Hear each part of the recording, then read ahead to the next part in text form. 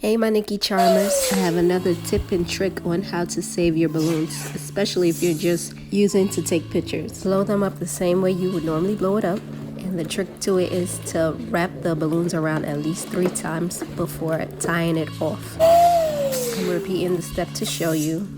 Blow it up, let out some air.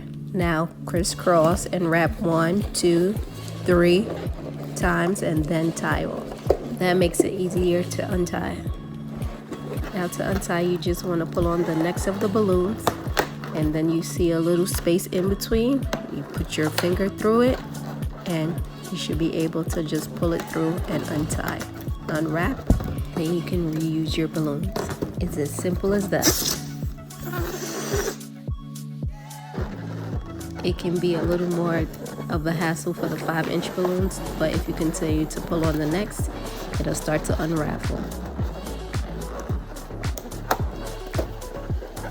I hope you enjoyed this video and it was very informative. Don't forget to like, comment, and share, and subscribe to my channel. Until next time, be blessed, guys. Mwah.